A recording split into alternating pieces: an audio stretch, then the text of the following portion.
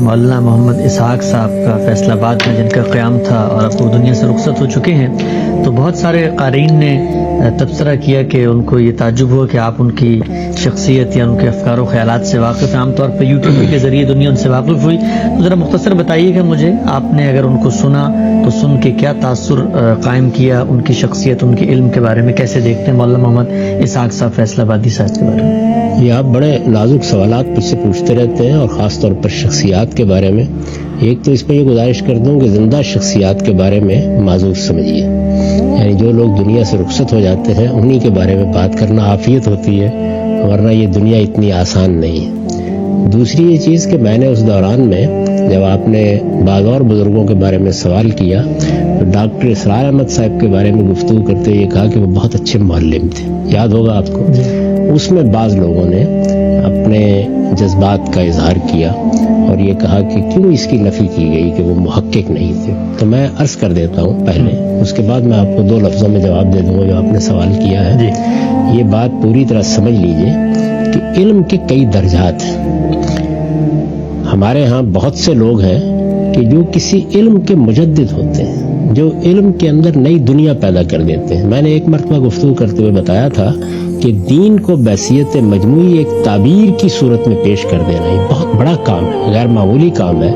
اس میں جو درجہ غزالی کا ہے، جو درجہ ابن تیمیہ کا ہے، ابن قیم کا ہے، جو درجہ شاہ ولی اللہ کا ہے، جو درجہ مثال کے طور پر مولانا سید اللہ صاحب مودودی کا ہے یا امام فراہی کا ہے، یہ کوئی معمولی درجے کے لوگ نہیں ہوتے. اس طرح کے یہ روز پیدا بھی نہیں ہوتے.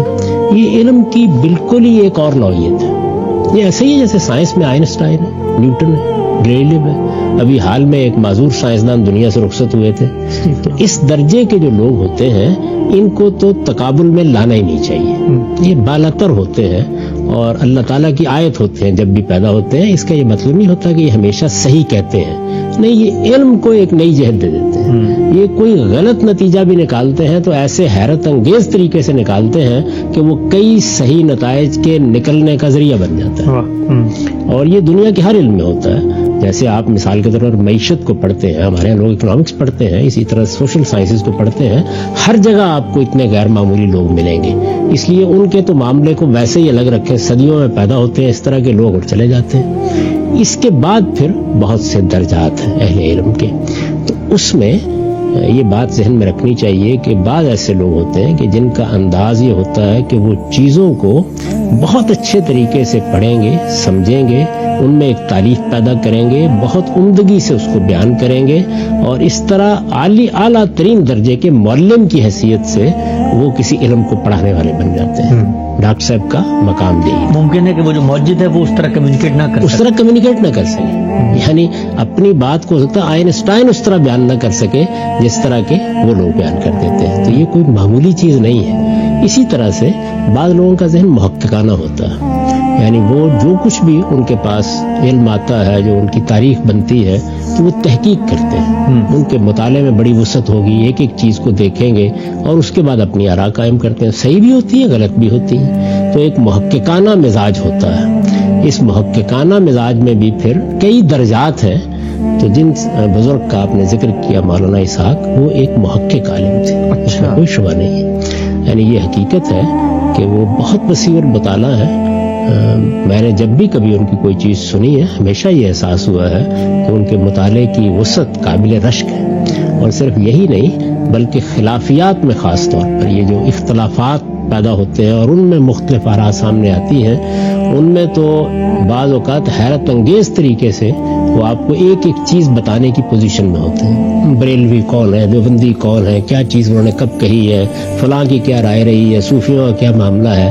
تو ان کے ہاں ایک چیز بہت اہم چیز یہ ہے کہ وہ بہت وسیع المطالعہ شخصیات میں سے.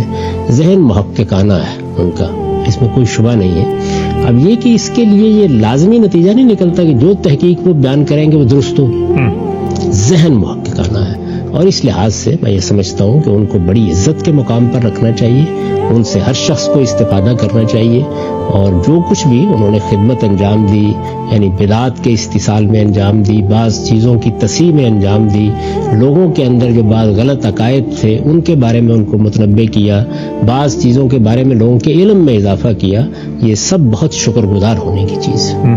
ان کے جو طریقہ ہے تحقیق کا، جس طرح وہ قرآن کو دیکھتے ہیں، جس طرح بعض روایات کو دیکھتے ہیں، جس طرح مسلمانوں کے علوم کو دیکھتے ہیں، یہ آپ جانتے ہیں کہ میں اس میں بہت مختلف نقطہ نظر رکھتا ہوں اور کم و بیش ہر معاملے میں رکھتا ہوں۔